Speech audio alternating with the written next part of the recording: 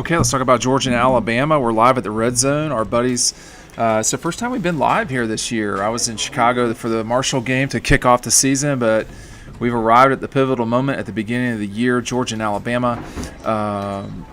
It's a big game. No matter that Alabama lost that game or down in Tallahassee, it's irrelevant tomorrow. The Tide will roll into Athens as a very narrow underdog.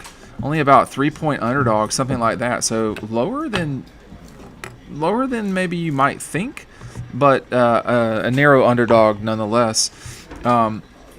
Coming into town, a lot of people here already. So maybe think about your travel when you're getting to town. Quite clearly, you're coming to Red Zone to shop, check out everything. But there was this more traffic than I've seen in some time. Let me try to get this lighting right because I'm certain that's going to bother y'all. Georgia undefeated, Alabama not coming into this one. That loss to Florida State was certainly a game that I'm not sure I saw that one coming, but it happened. And here we are. The Tide really need to win this game tomorrow in order to give themselves some sort of flexibility as the season goes on, because they've still got to play LSU, they've still got to play Auburn, Oklahoma, Vanderbilt. They have a slew of games that they could still lose coming up. Georgia does too. I was talking with another reporter on the way here from my east side location in Athens, which normally it takes me 20 minutes to get downtown. It took me 40 minutes today. So let's keep that in mind when we're coming down here to shop at Red Zone. Give yourself plenty of time. And they're going to be open tomorrow, the whole day. But you do want to give yourself some time when you get down here. But one thing that I was talking with the reporter about was, this game. So these two have always been this has always been a huge matchup between the two schools. Scott right now has the 2003 game with Georgia and Bama on the screen. I remember that day, it being hot, David Pollock and the Georgia defense knocking out what was already an injured starting Alabama quarterback, and then getting through the secondary quarterback. By the fourth quarter, Alabama had their third stringer in there. That was a different time in Alabama. But what's also true about that time, as is this, Nick Saban is no longer the head coach at Alabama. They are trying to reconcile the hire of Kalen DeBoer. How is that going? So far, not great on the road. 2-5 away from Bryant-Denny, and it's going to be a real challenge for Alabama tomorrow to win this game. We all picked Georgia to win straight up. I was the only one of this trio here that you see. I've got this shirt on, but my camera angle is so low. We're just going to leave it like that. I've got this shirt on. This guy in the back picked Georgia. This guy, it's a cover. He did as well. Matt, that's the most flattering picture of Matt DeBerry I've seen in a long time. And here I am. This is my take on this game as well, which is I know who should win it, but this guy's got to see it happen. All right. And they should handle business. There's some discussion about the right side of Georgia's offensive line. I'm not sure that Ernest Green, who has been the starter that they would prefer at right tackle, he's not been in there very much. Ty Simpson, the quarterback at Alabama, has been very, very good these last two games. Against Wisconsin, who's not great, and I cannot remember the directional school they played the week before, Louisiana Monroe, the week before. So, but you either play well or you don't, and whoever's on the field is irrelevant. You need to play well when you're playing.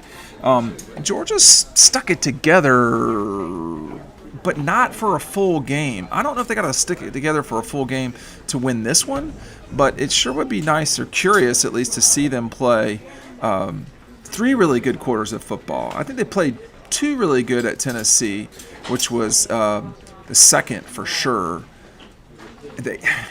Georgia had that game won in the third quarter, and they did not put it away. Obviously, Tennessee didn't put it away in the second quarter, so that was quite an ordeal there. If you are you just joining us, we're downtown in Athens again.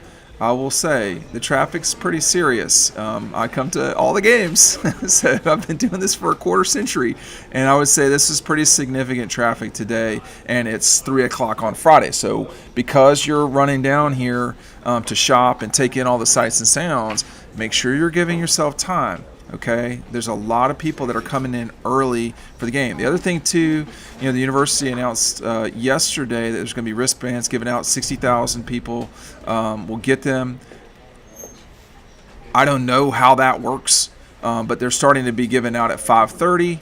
So if you've ever been to a concert and seen what that can look like, it is quite an ordeal to witness with the bands just coming alive at certain times. I know Georgia will do all it can to make this quite an experience. I will say, too, the curious thing about this may or may not be the biggest game of the weekend in college football. It was, alleged to be the biggest game of the year, one of the biggest games of the year, and I'm not sure you can say it's one of the – it's one of the biggest games. I would argue it is the biggest game, but Oregon going to Penn State, it's not nothing. And so Georgia will have to, the university, the stadium and all that, will have to compete with a whiteout that will look very good visually on screen, on television. So it'll be going head-to-head with the power of ABC and Game Day and all of the assets Disney can throw at this game versus the one-off with NBC leading with the Ryder Cup, which has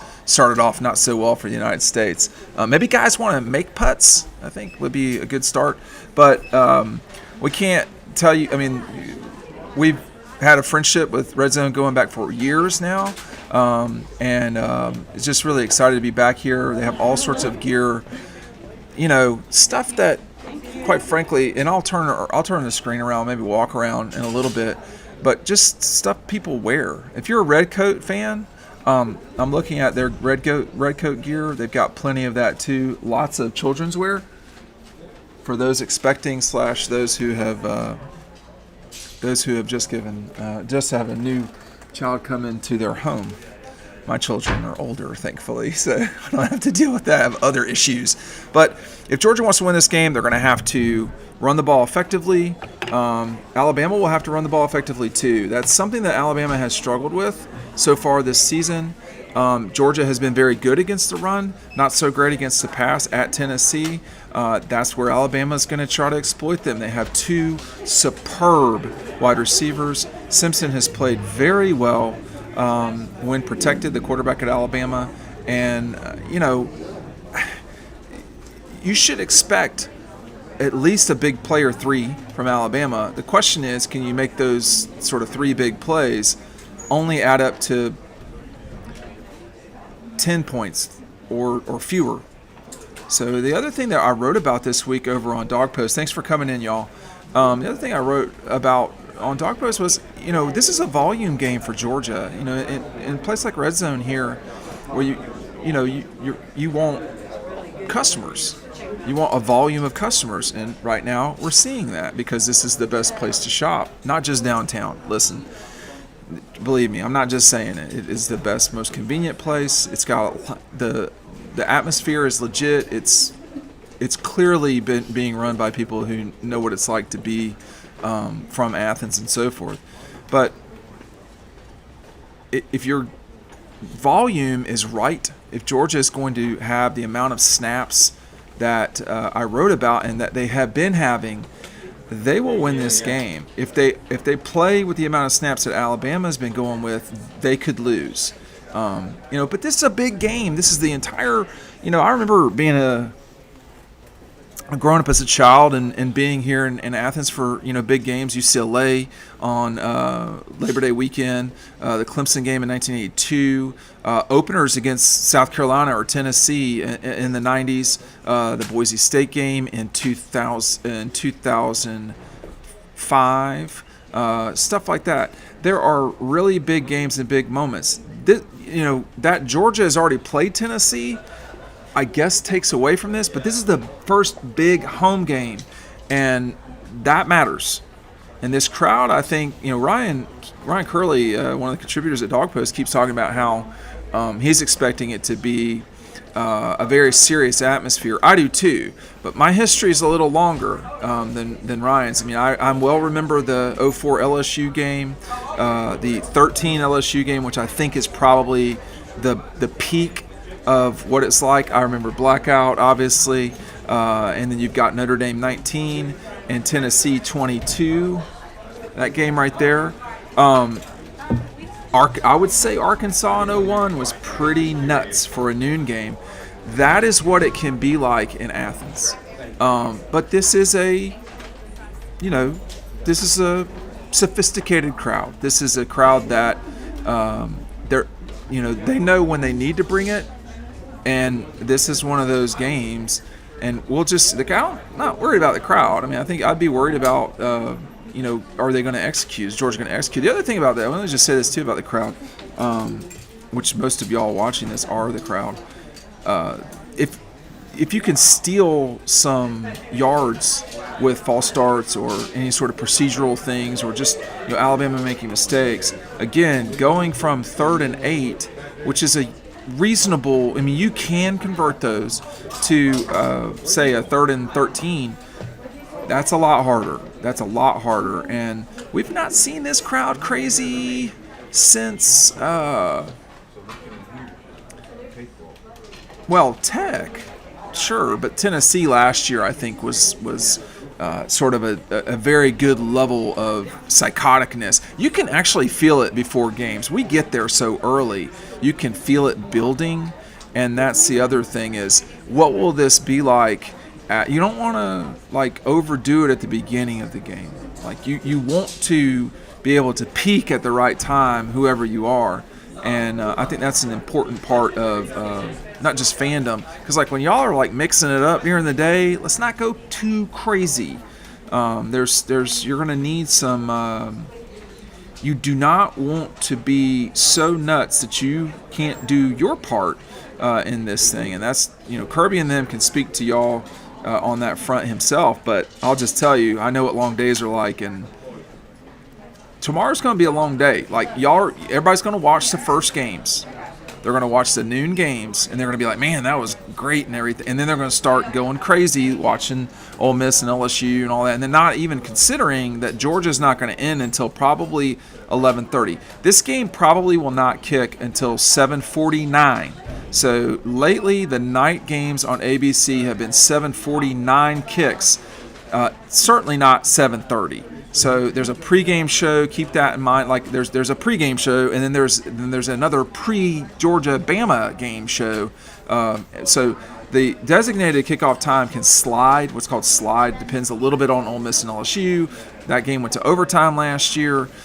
So the game can slide, but I would say anywhere from 7:47 to 7:49 is where you should expect it. If Ole Miss and LSU go into overtime, it can slide even further. So that's not a common thing. But what will it be like for Georgia when they're running the football? Can they control an Alabama team that's returning one of their better defensive linemen? Can Georgia stop the Alabama run that in its last 4 games has gotten over 100 yards rushing once? They didn't do it against Michigan. They did not do it against Florida State. They did not do it against Wisconsin. The only team lately that Alabama has run for more than 100 yards on is Louisiana Monroe, a game where they really played well offensively. Okay, they really did. If you just watch it, so can they do all that? It's going to be hard for Alabama to function, but they have not had their best running back in any of these last 3 games. They have not had Miller at the game. So does that matter? Yeah, it matters a little bit at least. So that's the other thing about tomorrow is, the people my size and larger are going to dictate this game. The people 6'4" and over 230 are going to dictate this game. It will not be smaller people, because if it's the smaller guys, that means you're throwing the ball a bunch, which means you're probably losing, which is what we saw the last time these two teams play. Was Georgia have a furious comeback and then lose the game right at the end. It was an epic game. Not all games that Alabama and Georgia through the years have had some substantial, wild games. So 85 in Athens. Obviously, 1990, which many of you may or may not recall. The 1994 game was a 10-0 win for Bama in Tuscaloosa, kind of a defensive fight. And then you get into the more modern games. 02 couldn't have been hotter in Tuscaloosa. They ran out of ice. It was just a disaster. I'll say I don't have like a beef with Alabama. Every time I've been there, there's been a problem. Every time. So last time was really bad. I'll get to that in a second. So 02, Georgia narrowly beats Alabama. 07, a muggy night. Georgia's already got a loss to South Carolina. Matthew hits Mikey Henderson for a one and done. Georgia wins the game on a walk-off. I get covered in alcohol because I'm on the field, and the fraternity section of Alabama throws drinks all over the dogs as they're celebrating. I'm trying to take photos. So that game was just a wild, wild affair. 02 was wild too, with Fred Gibson getting the ball ripped out of his hands, and all of a sudden here comes Alabama just rolling back. Georgia in 07 had such a lead against Alabama. They should have closed that game out. Didn't happen. To some degree, the same thing happened in 02, where Alabama really stormed back in the fourth quarter. Those games were in Tuscaloosa. And then the 12 game was certainly a classic, a bitter loss for Georgia, but a classic nonetheless. The 17 national championship, a classic, one of the greatest endings in college football history, quite frankly. And then 18 for the SEC championship. You lose on the last play of the game. 21 was not a classic, but it was a big deal for the Dogs. And then, in 24 and 23, I would say 23, Georgia-Auburn was a classic as well. Same thing as 24. Will we get a classic? At some point, you're not going to have a classic. At some point, it's just going to be a routine win for one of these teams. That's not happened a ton. You saw in 20 where Alabama came back down at the half, but they came back to win the game in the second half. Georgia had a lead at halftime. Didn't play great in the first half, but they played well enough. Stetson Bennett, who no one believed in, hitting James Cook for that long touchdown. But that, if you left Tuscaloosa that night and someone told you these two teams are going to play twice next year and Georgia will win the national championship, it would be hard to it would be hard to process that information leaving that. So that's why, Nick Saban's last win as a head coach was against Georgia in Atlanta. That was really a big win for Alabama, clearly. They went to go to the Rose Bowl, lost to Michigan, and Nick retired soon thereafter. And now we're at where we're at now. So a lot of the sort of remnants of what, Nick had at Alabama are going away or have gone. And now Kalen DeBoer and company come tomorrow to Athens to try to rescue their season. If Alabama loses tomorrow, it doesn't mean their season is over, but it's getting close to over. Like, you're at the light switch. If Georgia wins, I think you are in the scenario where Georgia wins and Alabama loses, you're at a point where Georgia's running out of games to lose. That would keep them out of the playoff. There's just not a lot of games left for them to lose, and they have two substantial wins at that stage. If they were to lose, then you're talking about maybe a reset to some degree. It makes the Ole Miss game, the Kentucky game, the Auburn game more important before you get to the natural final third of the season. Georgia Tech is clearly much better than they have been in the past. So that's why tomorrow is so important. Outside of the obvious Georgia can't beat Alabama notion, I think if Bama were to win for them, it would mean they can reset their season. And they got a brutal schedule. They certainly they'll be favored against Vanderbilt for sure. There's no question about that. But they can lose to Vanderbilt too. This is a legitimate team that they certainly could lose to. This is Alabama after Georgia.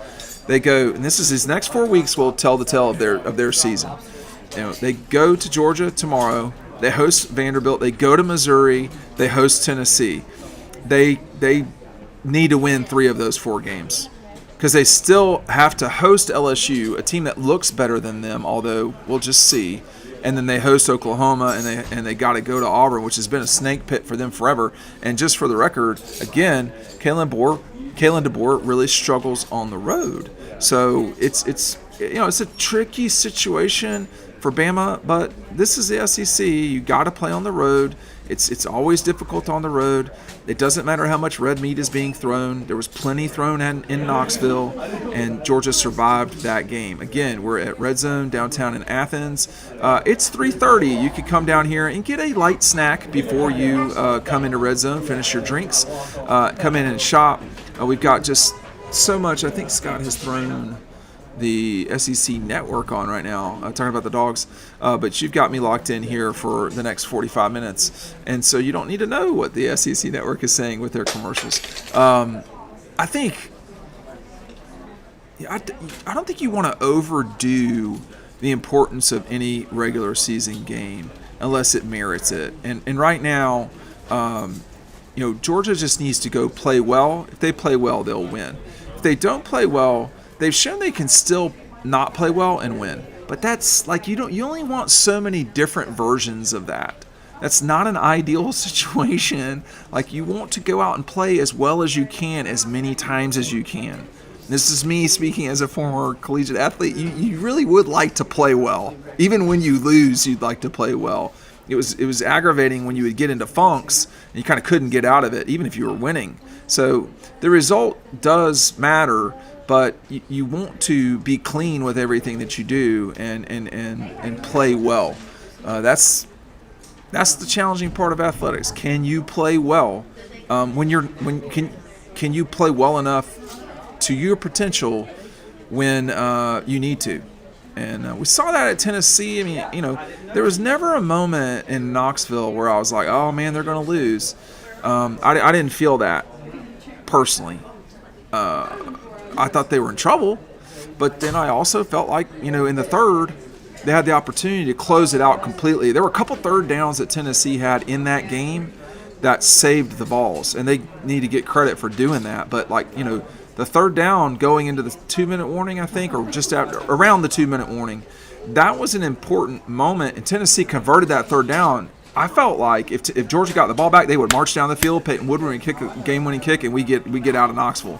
As it turns out, he did not kick a game-winning kick. We had a much more dramatic ending, but some of us decided we're not going back and forth on these overtimes. We're just going to stick in one spot. I think I nearly broke my toe in Knoxville too, so there's that. But I think I recall the 90s quite well and easily, and remember what that was like for Georgia with Florida. And I really felt like too often Georgia made too much of that. They were not the better team most of the 90s against the Gators. I would say 8 out of 10 times Florida was clearly the better team. So going down there to lose was really just that wasn't. I mean, they should have lost, and they did. In these situations, I think the difference with this right now is, Georgia and Bama are either very similar or Georgia's slightly better. I would say this season Georgia's a slightly better version, but they have to prove that. They were better in 21 and they lost a game to them. They were better in 23 and they lost. So that dynamic is the frustrating part, I think, for Georgia, is that they've been the better team and have lost. Why are they losing? What's happening? Well, Alabama's making plays too. So it's not just one thing. I mean, there's a lot of different stuff that happens in games and seasons and so forth. And I think that tomorrow night's an important moment for Kirby and this program. It's an important moment. It's not the important moment. It's not, this is not a terminal game. It could be a terminal game for Alabama. I will say that. I don't think it is for Alabama, but it's close. Again, we're not turning off the light, but we're at the light switch if you lose tomorrow and you're Alabama. And one of two narratives is going to emerge from this thing. And I'm not suggesting I agree with them. I'm saying this is what's going to happen. It's going to be if Georgia loses, Kirby can't beat Alabama. And the other narrative is, if Alabama loses, Kalen Bohr is a disaster. We got to get him out of here tomorrow. That's what will happen. And this is what we do. I'm not saying it's healthy or right or whatever, but this is what we do. And, it's not an overreaction to say that Kirby has had a very hard time beating Alabama, but tomorrow they should beat Alabama tomorrow, and we'll just see what happens. Now, in order to do that, they've got to effectively run the ball. They've got to effectively stop the run, So it's the same basic stuff, all the time, and nothing really changes on that front. One thing Alabama's done a really good job of this season so far is getting turnovers. That is something that is harder to, you never know when a turnover is going to happen. Okay, that's an important thing to remember. They are leading the country in turnover margin, which again is not something that you can just you can't pencil in turnovers. We don't know. There might not be any turnovers, but they've gotten 6 turnovers and lost none. They have not lost a fumble. They have not thrown an interception. They are leading the country. And that's good. That's a good thing. You won't if you should create turnovers, sure, but sometime, and I would say for the most part, let me see where Georgia's at. Yeah, so Georgia's at 87. They're -1. Alabama's +6 through 3 games.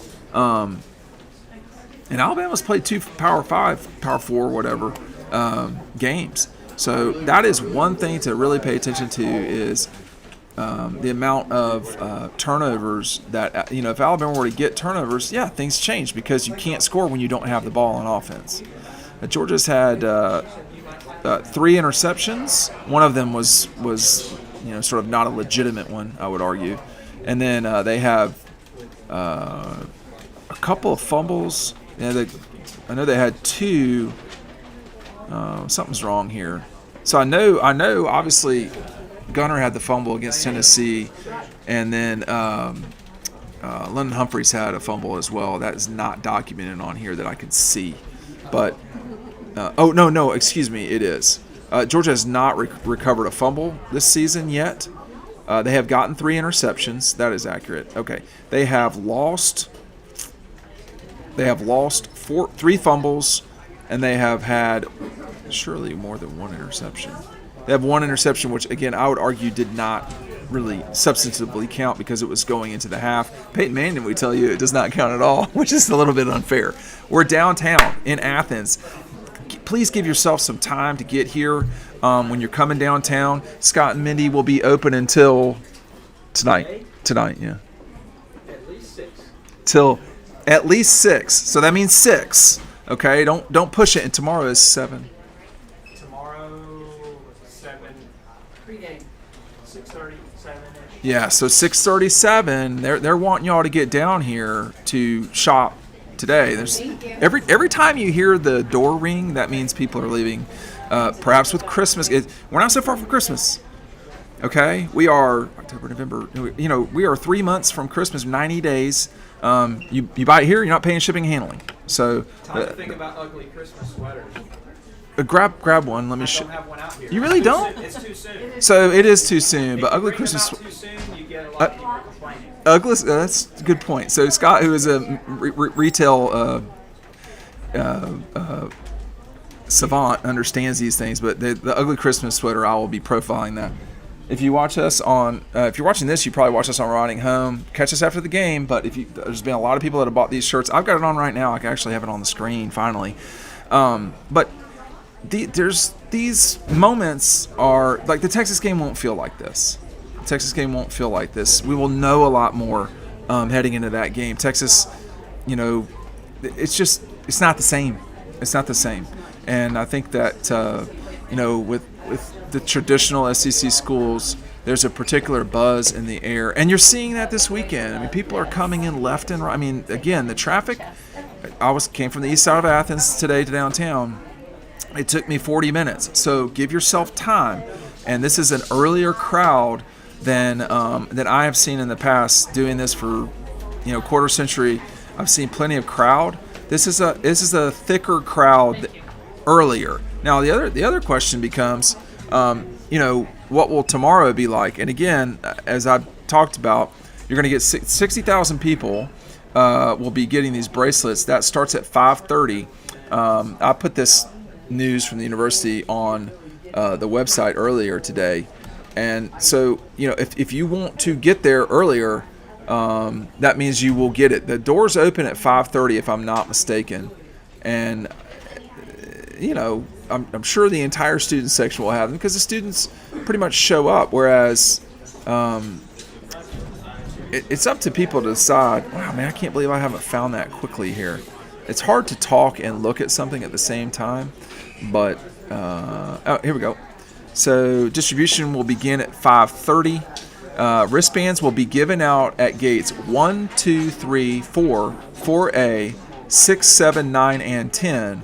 Fans are encouraged to be in their seats 25 minutes out of kickoff since the illuminated wristbands will begin to be featured soon after that mark. So I've told you 7:49. So I would actually just move that to 7:45, go backwards 25 minutes from there, which would be 7:20, and just be in your seats by 7:15 so there's no silliness. I've walked Sanford Stadium a lot.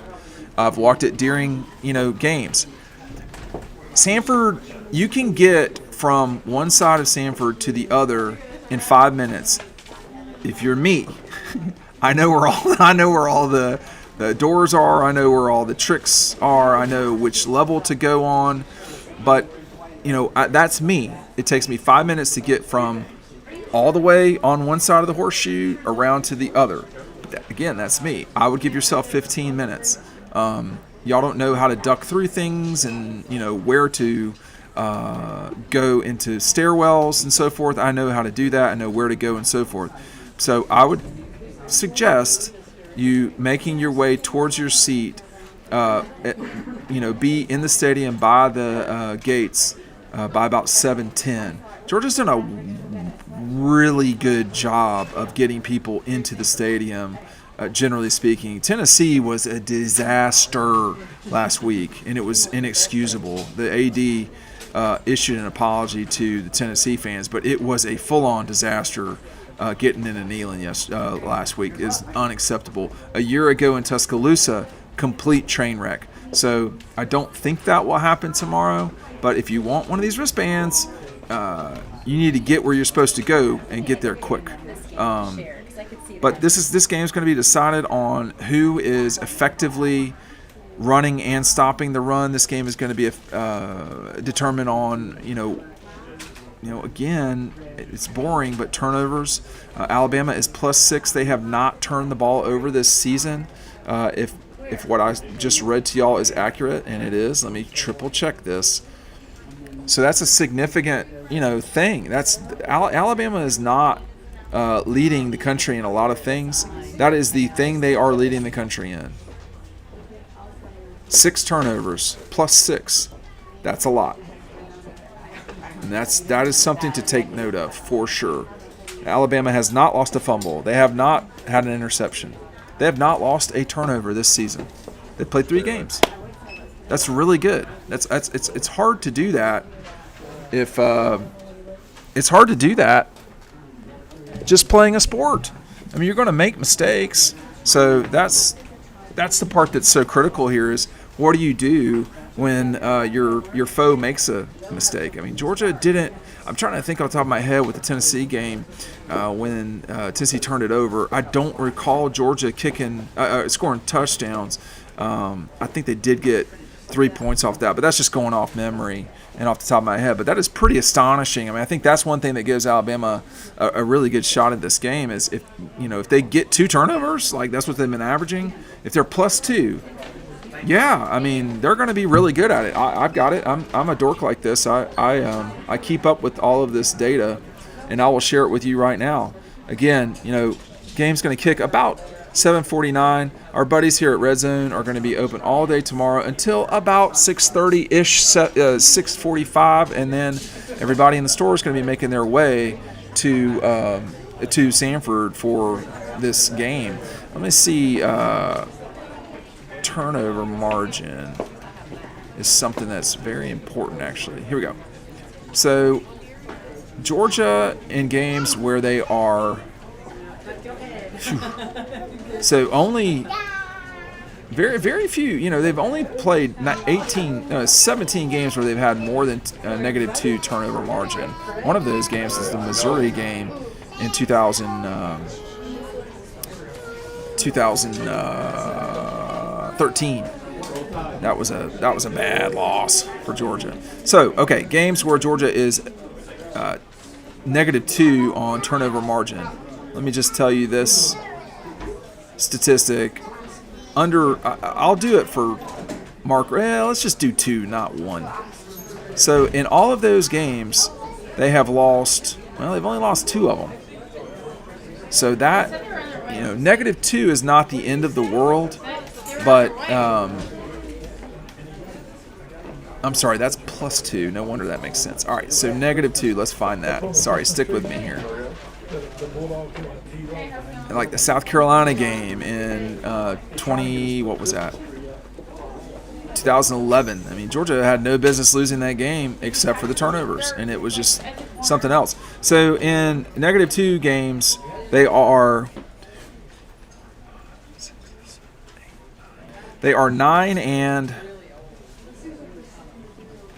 9-7. So that's not great. That's not great at all. They were -3 last year against Alabama and lost by a score.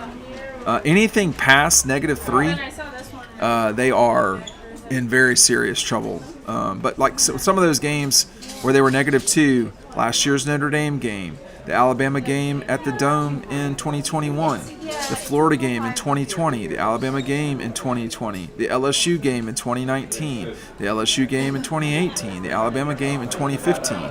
Those are all games where Georgia had a -2 turnover margin. It's too low. I mean, it's not what you want. I'm just going to show you all this real quick. I'll just tell you right now. What is this guy? Why should ducks have all the fun? All right, so listen. This is not something you're going to just see at a lot of different places. This is a rubber tubbers. This is basically a rubber duck. This is for when you like perhaps, or your children are getting that bath. I know my son would be going crazy to have yet another thing to deal with in the toilet, in the bath. So $15 gets you your hairy dog rubber ducky. There's other stuff too, for the record. Toy train. There's all sorts of stuff. Dreaming of Being a Redcoat. That is actually a very good book, believe it or not. And here's another children's book that, again, Christmas right around the corner. Something called Go Georgia Go. Follow Harry Dog on a tour of the beloved sites around the University of Georgia's campus. So all of these things and much more you can grab here at Red Zone downtown in Athens. It's Clayton Street. This guy's got a mental problem, and so it goes Broad Street, Clayton Street. You want to come to Clayton. So if you know where the Chick-fil-A is, or if you know where the arches are, you're going to go north 1 block, take a left, past Mrs. Harry's place, and you'll see Red Zone. You're going to see a lot of people coming in and out of the store. Lots of ringing a door, which means folks are coming in and getting stuff. She's very comfortable with her purchase, I'm sure. And yeah, I mean, it's a fun weekend. Again, I'll say it's like the third time I've said it, but I want to stress it. This is a very crowded Athens right now. This is not typically this crowded, and it's picking up. I've been at Red Zone for plenty of Fridays at this time. We've not hit the massive crowd yet, but they will be here sooner than later, and you're going to want to get all of your Christmas gifts and so forth. Now, I mean, still got you got 3 months until Christmas. You got a bunch. My daughter's birthday is next month, so we could be shopping at Red Zone for some of that too. So, they're going to have to tomorrow. We talked about what Alabama does well. They throw the ball well. They're very good at that. Can Georgia get to where they need to go rushing the passer this week? I don't know. They've not been great at that this season so far. It's not. Now Kirby the other day he was not concerned about that really in a substantial way for whatever reason. He just sort of said we didn't have the.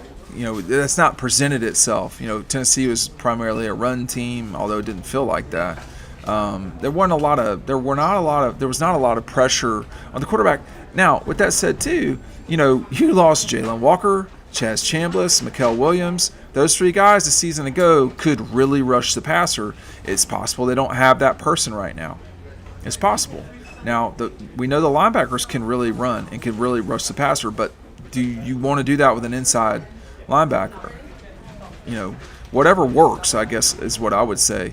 But that's going to be important as anytime you get pressure on the quarterback, that's not a lot of fun for the quarterback, and it speeds everything up, and it makes things challenging for an offense to function when you have somebody breathing down your neck. That's the hard part. That's playing quarterback, is not sitting back when it's an easy, clean pocket. It's when it's nasty and there's people throwing their fists at you and slapping at the ball and so forth. I mean, that's the hard part. And so, can they figure out how to make Simpson uncomfortable? Nobody really wants to be in 3rd and 8 if they can help it. That is tricky. Tennessee converted a couple of 3rd and longish plays, but they didn't. It wasn't enough. I mean, Tennessee ran well enough last week. Can Alabama run the same way? I'm a little skeptical that they can, because they haven't. It's going to be challenging effectively running the football all of a sudden when you're going up against a team that is very good against the run, first of all. And secondly, when you're on the road. I mean, when you're on the road, you got to run the ball. And, you cannot consistently be in 3rd and 7 and longer. It's just hard to do that. You can complete a 5-yard pass, which is not that's not nothing, and you're off the field. So that's going to be the thing for Alabama. They're going to have to really figure out how can we functionally move the ball. The strange part about Alabama is, and maybe it makes sense in a way, is that they don't have a ton of offensive plays, but yet they're a big play offense.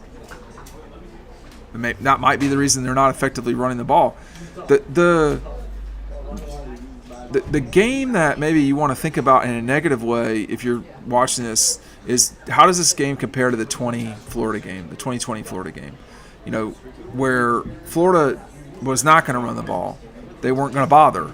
They were going to throw it the whole time. They had a good quarterback in Trask, and they had a very excellent tight end who should not have been drafted by the Falcons, but I don't care about that. So they ran the ball enough to win the game. It was enough from the Gators to win the game. It wasn't, it wasn't spectacular. It wasn't unbelievable. In 21 in Atlanta when Alabama beat Georgia, they ran it enough, sometimes with Bryce Young, and it was enough to win the game. But when they got to Indianapolis, they had, 30 yards rushing. So that was much more accurate as it relates to what Alabama was like that year. So you see with that dichotomy in 21, Alabama can still win the game without running it effectively. They ran it enough in Atlanta. But when they got to Indianapolis, Georgia just shut them down, and it just made for a very difficult night for that Alabama offense. I don't think they scored without getting the ball right on Georgia's doorstep.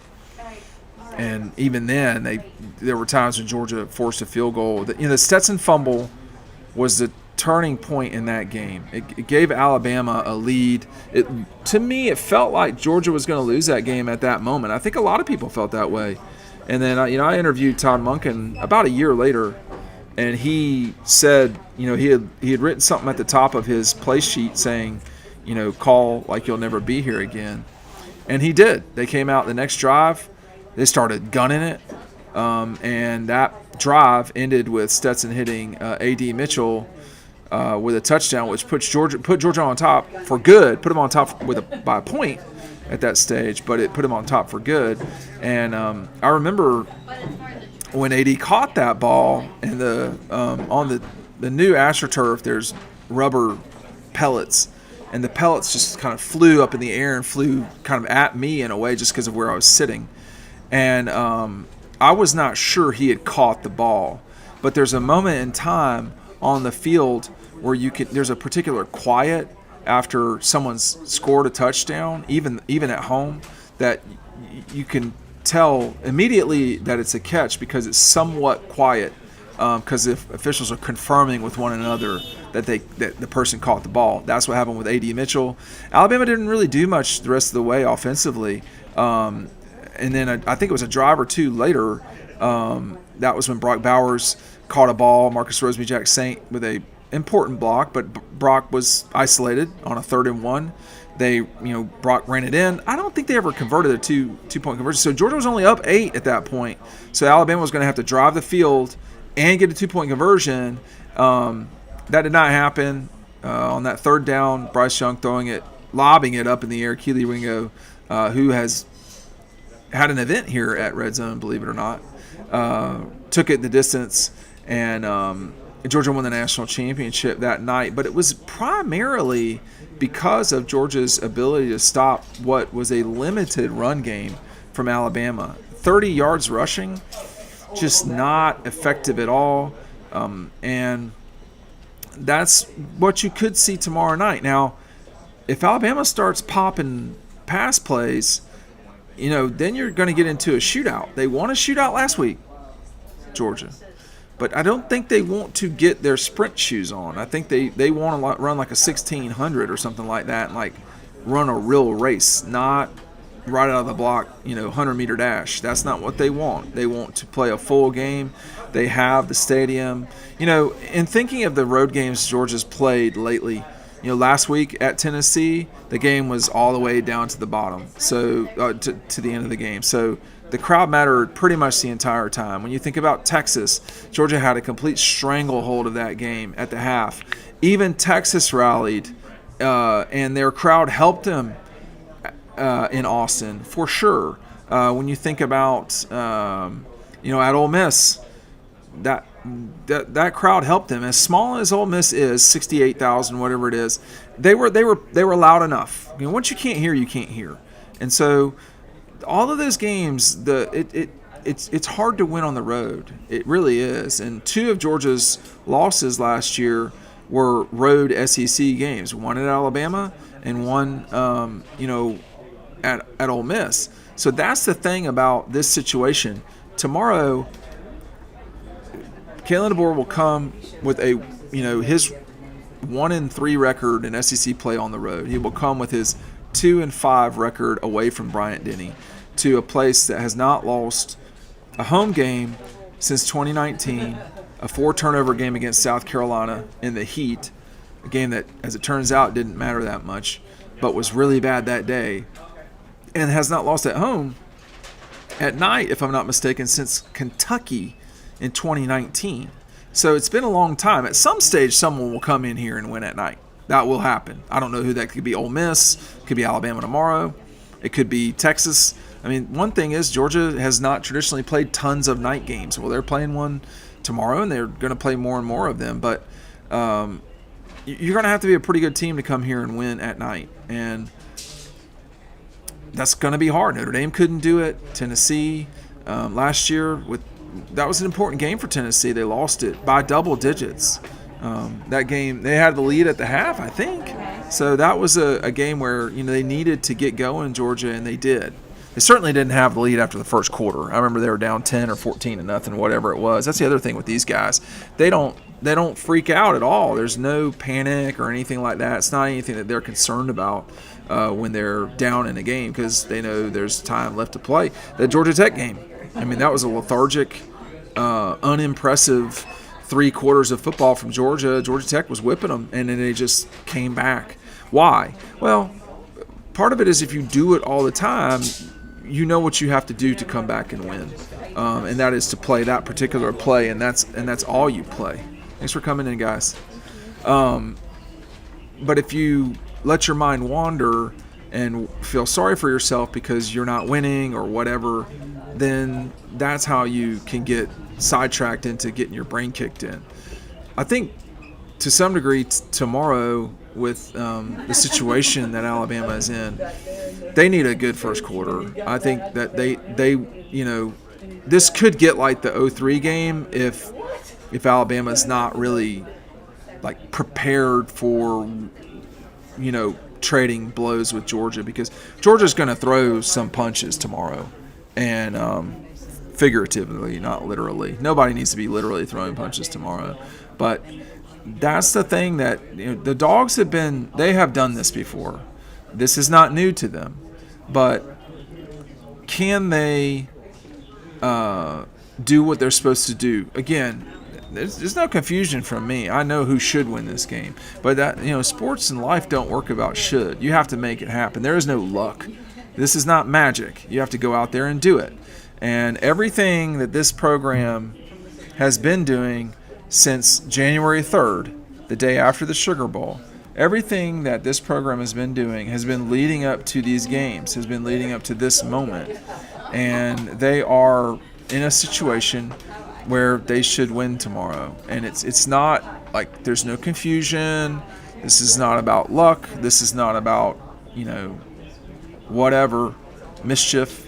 This is about going and doing it. If the ball is high and tight, you're probably not going to fumble it. If you are, processing quickly, you're probably not throwing interceptions. If you're punching the ball out, you're not going to get a fumble every time, but you might get it right when you need it. That's the other thing about football. You never know. This is not the case in basketball or tennis. You never really know what play in football will determine a game. That's the hard part. If you knew when it was, you'd really be prepared for it. In tennis, you can feel that. The seventh game of every set really matters. Well, yeah, because it's determinative of 4-3 or 6-1 or even 5-2. So those are pretty decisive, important moments. You can't know that in football. That's the hard part. I know when this is good. No, we don't know when things are going to happen. That's the challenging part of football, particularly is you can't know when something's going to happen, and so you have to do the right thing every single time. In basketball, you can feel momentum. Doesn't excuse it for not playing well when you're supposed to, but you can. In football, you just don't ever know, and any one play, the defense can score, or the offense can. Anybody can score on any play. It's hard to score in basketball when you steal the ball. You're just not gonna throw it up you got to go down the floor and all these things. So when football, it can happen in that play, immediate. There's transition in basketball for sure, but you get my general point. They've got to be ready for every moment. My suspicion is they are. I know the fans will be ready, but listen, man, the fans were ready in 2015 and they got snowballed. They absolutely got avalanched in a game that had a bunch of rain, a quarterback that could not do it in Grayson Lambert, and Alabama team that had lost a game coming into the season, coming into Athens that got beat by Ole Miss, and this was an Alabama team that went on to win the national championship with Jake Coker as their quarterback. So we don't know what the season holds. That's the best part about these journeys, is around the corner is impossible to see. And the mistake you can make is thinking just because you saw one thing, that certainly means X is going to happen right after that. Clemson is a great example of this. It's just not been a good season. You could see some of this coming. I don't think I could see 1-3. I think I could have seen 2-2. But this team has a particular opportunity tomorrow to, in that moment now, it doesn't last past the moment. It's just Saturday night and that's it, because then you play another important game a week from then, probably not even a week from then.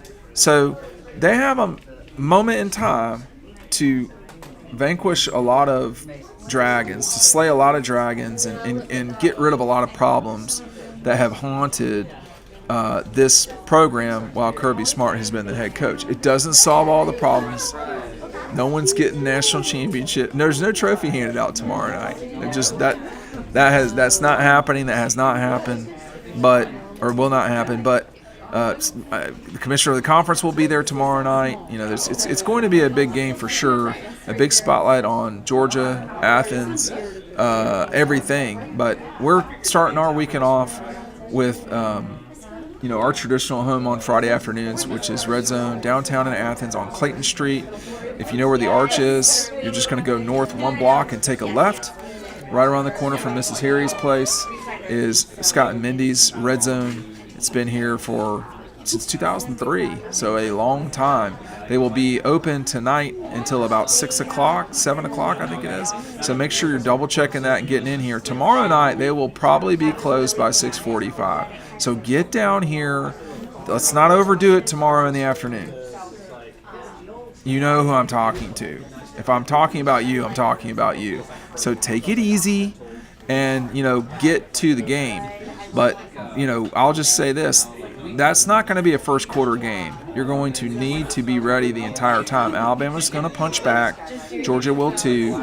But the crowd will matter in this game to some degree at least. And so you can't, there's got to be a little bit of personal responsibility tomorrow, not going absolutely haywire in the afternoon. You've got to get till 11:30 in the game alone. And those of you driving back to Atlanta or wherever, you got to drive back too. So let's be smart about our decisions.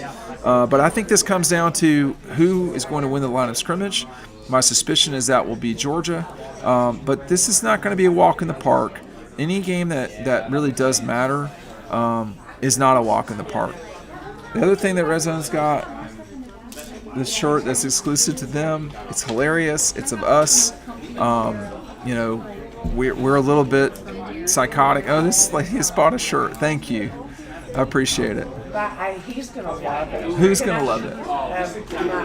My best friend. Okay, good. Can I take a picture? Sure, come on around. We're still. You want to take a picture of me or with me? Really, not both. Okay, come over here. Okay, Or you do that Lydia. too. But this is what we have a great fan base of folks, and I'm going to jump over here and take a picture real quick with some folks. But Can you take a picture? No, never mind. Anybody? Can you take a picture? it's an important game. It's not the end all be all. We're going to take a picture real quick. Here, come on over here. Ready? Oh, Bonnie, can you get that too? Because this is what I'm buying for Dean.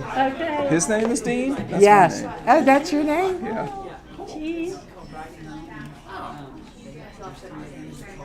Okay. Thanks for coming in, y'all. Thank you. This is a great shirt. He's going to love it. It's something else. I Thank can't you, believe Dean. it. You got it. Awesome. It's going to be another Saturday night in Athens. There's only so many of these a year, and folks should really be excited about what has traditionally been one of the most exciting I said exciting twice there. Folks should be pumped up about what has traditionally been the most exciting or one of the most exciting games between SEC schools, Georgia and Alabama, when they get together. 1976, 1984, 1985, 1990, 2000, 2007, 2012, 2017, 2018, 2021, both times, 2023, 2024. These two schools make memories, that's for sure. And you're talking about the two programs that have won all but a couple national championships since 2017. So you want to see pedigree, you want to get your money's worth. This is the game to come to. Clearly, because y'all are already in Athens, now it's getting very crowded in here. I can see that now here at Red Zone. But again, please take your time, or make sure you're allotting yourself time to get to Athens. There is construction downtown and downtown adjacent. It's been going on for a while. Construction takes time on roads, but it is another thing to consider. And then once more, the university, who can market for themselves, is asking people to be in seats by 7:15. That's about 30 minutes before the game kicks. So the wristbands will be distributed at all of those gates at 5:30. Again, distribution will begin at 5:30 when the gates open Saturday. Wristbands will be given out at gates 1, 2, 3, 4, 4A, 6, 7, 9, and 10. Fans are encouraged to be in their seats 25 minutes before kickoff. since the illuminated wristbands will begin to be featured after that mark. So you're talking about 7:25 or 7:20 or 7:15. So I'd be very cognizant of that. And we're going to behave ourselves tomorrow, generally speaking, right? We're going to be smart about decisions in the afternoon, which lead to decisions as the game goes on, because games are 3 hours and 30 minutes, 3 hours and 15 minutes. So let's behave ourselves a little bit. And then when you get in the stadium, you can not behave all you want to, right? In theory. And we know what that means. That doesn't mean going crazy. Because, again, I saw this game in 2015. There were adult men doing bull in the ring in the concourses. It's not going to do it. You need to save yourselves for when they really need you on Saturday. Again, we're at Red Zone. It's getting quite crowded. Please give yourself time and take your time when you get down here. Parking is not great, so you're going to need to make sure that you're parking. Again, at the arch, go north 1 block. That means go away from campus. Go north 1 block, take a left, and you'll see Red Zone with probably people coming out with bags. All sorts of, you know what, before we go, I'm going to walk around briefly and show you some things that you're missing out on. This is going to be an acrobatic thing. I did that the wrong way. All right, so look, we're going to just walk around just real quick. This is the children's section. There's a baby over there I'm not going to mess with. Okay, so lots of stuff. This area here, there's a bunch of glassware here. Flags, tons of flags. You want the 21 National Championship in red or black. I don't see 22, but I'm certain they've got it somewhere. They've got this old school stuff like right here. This, I should turn the computer around, but it's so complicated for me. A fair amount of jerseys remaining for the little ones. Here's the riding home stuff. Really awesome picture from the 22 game. I don't know who took it. And they've got a slew of champion shirts, okay, and gear. I cannot see behind me. So lots of stuff to check out. If you're local, you can still get here in time. Oh, Georgia Law, how about that? You can still get here in time to where you can grab a shirt, wash it, get ready for the game tomorrow. Again, a slew of champion things. Bobblehead dolls right back here. Plenty of bobbleheads for UGA. There's Chris Fowler. Awesome. Some night-night clothes right there. All this stuff. Some sort of... Oh, that's right. They've got a women's section now. This is very important, actually. I don't think there's a bunch of stores that have women's sections. This is all women's apparel. Okay? So some purses, old school Athens shirts that some of us used to wear back in the day. Some 47 gear back here. So as you can see, tons. Anything you want, they've got it. I don't think I'm exaggerating at all. So a slew of things. Some, I don't call them shot glasses. These are ounce pourers. We're going to be responsible tomorrow. And of course oh gosh, I can't. My hand is cramping. This is what I wear all the time because that's what I wear. The Scott and Mindy shirt. So there's Saturday in Athens shirts. So a bunch of socks. It's getting very crowded now. I need to probably conclude. But look, we can't do it without y'all. Getting the kids stuff. And let's take a look just very quickly at the children's area. This also, by the way, this is the only place that has this shirt too. Okay, that could be added in the near future. So a lot of stuff that you just cannot get elsewhere. Dogopolis over there, which has been in production since at least the 80s. So all sorts of stuff here. Please make sure that you're checking out some of the more champion stuff. This is what I was talking about earlier. These shirts right here, sort of the old school, I guess it's old school. It's sort of swung back around into new school, whatever you want to call it. Everyone is really having a good time, I think, and they'll be open Sunday morning as well, as well, after the game concludes. People are jolly right now. they're jolly on Saturday night. But we'll just see. We'll see how that goes. And another important game in Athens next week, Kentucky. This week, the Alabama Crimson Tide. We've got Georgia winning, but this is not a certainty. Thank you for watching. Please come down to Red Zone, our friends, our longtime friends, and check out everything they do. Thanks for watching.